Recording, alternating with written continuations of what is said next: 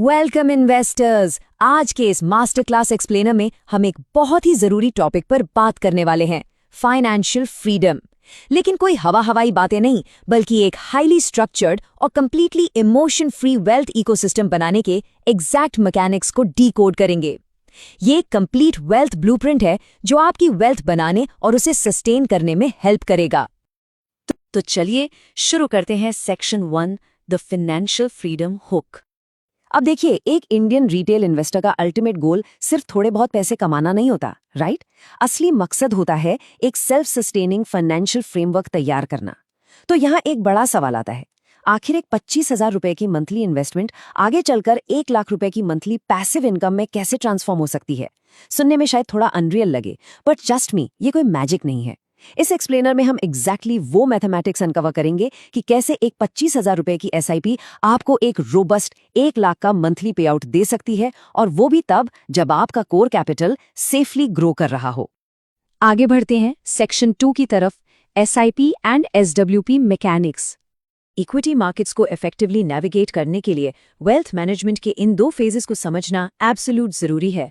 जो beginners market timing को लेकर हमेशा कंफ्यूज रहते हैं, उनके लिए एसआईपी एक ऐसी दवाई है जो रुपी कॉस्ट एवरेजिंग पर काम करती है। इसका सिंपल सा फंडा ये है कि जब मार्केट डाउन होता है तो आपकी फिक्स्ड इंस्टॉलमेंट ऑटोमेटिकली ज्यादा यूनिट्स खरीद लेती है और मार्केट ऊपर होने पर कम यूनिट्स। ओवर टाइम ये आपकी एवरेज एक्विजिशन कॉस्ट को काफी कम कर देता है और शॉर्ट टर्म वॉलेटिलिटी को मैनेज करके एक solid long term value build करता है। इन 2 फेजेस के बीच का कॉन्ट्रास्ट क्लियर होना चाहिए। वेल्थ एक्यूमुलेशन फेज यानी एसआईपी, जहां हम प्री डिफाइंड इंटरवल्स पर कैपिटल इंजेक्ट करते हैं ताकि एक सॉलिड कॉर्पस, एक बड़ा कुशन बन सके। और इसके बिल्कुल ऑपोजिट है वेल्थ डिस्ट्रीब्यूशन फेज यानी एसडब्ल्यूपी। इसमें आपको अपना पूरा पोर्टफोलियो एक झटके में बेचने की जरूरत नहीं होती, बल्कि एक रिलायबल इनकम स्ट्रीम के लिए हर महीने एक प्रिसाइज अमाउंट रिडीम किया जाता है। एक कॉर्पस बनाता है तो दूसरा उसे स्मार्टली डिस्ट्रीब्यूट करता है। इस पूरे कॉन्सेप्ट को समझने के लिए इस वेल्थ आवर ग्लास को इमेजिन कीजिए। ये बहुत ही ब्यूटीफुली इलस्ट्रेट करता है कि कैसे हमारे कंटिन्यूअस मंथली आउटफ्लोज मिलकर एक स्ट्रॉन्ग टारगेट कॉर्पस शील्ड बनाते हैं, और जब वो कॉर्पस बन जाता है तो वही पैसा आवर ग्लास में नीचे की तरफ कैस्केड होता है और फिक्स्ड मंथली इनफ्लोज बन के बैंक अकाउंट में वापस आने लगता है। मतलब एसआईपी की आउटफ्लो एक टाइम के बाद एसडब्ल्यूपी की इनफ्लो बन जाती है। चलिए अब थियरी से बाहर आते हैं। Section 3, the 1.45 crore math. अब थोड़ा हार्ड डेटा और नंबर्स पर फोकस करते हैं। Projected June 2026 data for large and mid cap equity funds के हिसाब से देखें तो अगर एक स्ट्रक्चर्ड 25,000 रुपए मंथली इन्वेस्टमेंट को एग्जैक्टली 15 साल तक चलाया जाए तो एक मॉडरेट ट्रैक पर, यानी रफली 13.5% एनुअलाइज्ड रिटर्न के अजम्पशन के साथ, ये करीब 1.45 करोड़ का एक सब्सटैंशियल बेस एसेट तैयार कर देता है।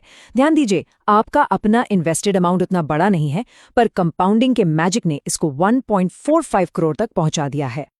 अब आती है सबसे माइंड ब्लोइंग कैलकुलेशन।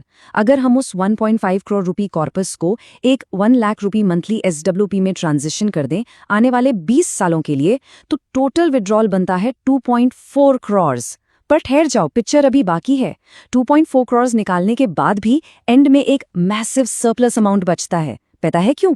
क्योंकि आपके रिमेनिंग कैपिटल की कंपाउंडिंग और ग्रोथ रेट आपकी विड्रॉल वेलोसिटी को आउटपेस कर रही है। पैसा निकल भी रहा है और बैकग्राउंड में ग्रो भी हो रहा है। ये चार्ट उस मैथमेटिकल सच्चाई का प्रूफ है। इस कंपैरेटिव एसेट ग्रोथ ट्रेजेक्ट्री को देखिए। ये क्लियरली दिखाता है कि 35 साल के लंबे टाइम फ्रेम के बाद भी जो पोर्टफोलियो वैल्यू की कर्व है, वो उस फ्लैट टोटल विड्रॉल बेसलाइन से सेफली ऊपर ही मेंटेन रहती है। It's a mathematically proven system जहां कैपिटल डिप्लीट नहीं होता, बल्कि कंटिन्यूअसली शील्ड होता रहता है। अगर आप भी अपनी वेल्थ को स्टॉक बाबा के साथ ग्रो करना चाहते हैं तो अभी इस वीडियो को लाइक करें, शेयर करें और स्टॉक बाबा चैनल को सब्सक्राइब करना न भूलें। आगे बढ़ते हैं सेक्शन 4 पर, क्रूशियल रूल्स फॉर इन्वेस्टर्स। देखिए, कोई भी मैकेनिकल स्ट्रैटेजी सिर्फ उतनी ही पावरफुल होती है जितना उसका रिस्क मैनेजमेंट स्ट्रांग हो। प्रीमेच्योर पोर्टफोलियो डिप्लीशन से बचने के लिए कुछ स्ट्रिक्ट गार्डरेल्स फॉलो करना एब्सोल्यूट जरूरी है, जैसे कि एसडब्ल्यूपी फेज के दौरान अपने एसेट एलोकेशन को प्योर स्मॉल कैप से हटाकर बैलेंस्ड एडवांटेज फंड्स या large and mid cap funds में शिफ्ट करना।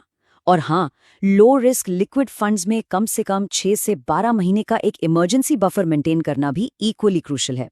पर इन सब में जो सबसे कार्डिनल और एब्सोल्यूट रूल है वो है 8% का रूल।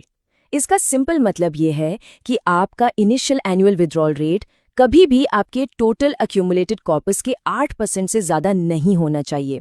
ये एक मैथमेटिकल शील्ड है। ये रूल एक्चुअली आपके कैपिटल को सीवियर मार्केट डाउनटर्न्स के दौरान सीक्वेंस ऑफ रिटर्न्स रिस्क से बचाता है।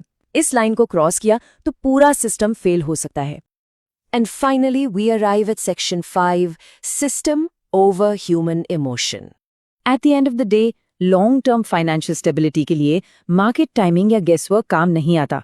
वहां काम आता है एक स्ट्रक्चरल एसेट डिसिप्लिन। स्टॉक बाबा की ये कोर फिलॉसफी इस पूरे एक्सप्लेनर को परफेक्टली समराइज करती है। ट्रू फाइनेंशियल इंडिपेंडेंस तब मिलती है जब आपका वेल्थ बिल्डिंग इंजन ऑटोमैटिकली आपके रेगुलर इनकम जनरेटर में इवॉल्व हो जाए, completely removing human emotion and market timing from the equation. हमें पैनिक और स्पेक्यूलेशन को हटाकर एक ऐसा ऑटोमेटेड सिस्टम चाहिए जो इन्फ्लेशन को आसानी से बीट कर सके। तो अभी तक का डेटा और मैथ्स देखने के बाद द फाइनल क्वेश्चन इज, क्या अब वक्त नहीं आ गया है कि हम मार्केट को टाइम करना छोड़ दें और एक सच्चा ऑटोमेटेड वेल्थ इकोसिस्टम बिल्ड करना शुरू करें? इस इमोशन फ्री ट्विन स्ट्रैटेजी को अपनाकर एक रिलायबल सेकेंडरी इनकम और permanent financial independence definitively secure की जा सकती है। सिस्टम को समझिए, रूल्स को स्ट्रिक्टली फॉलो कीजिए और मार्केट को अपना काम करने दीजिए। Happy investing!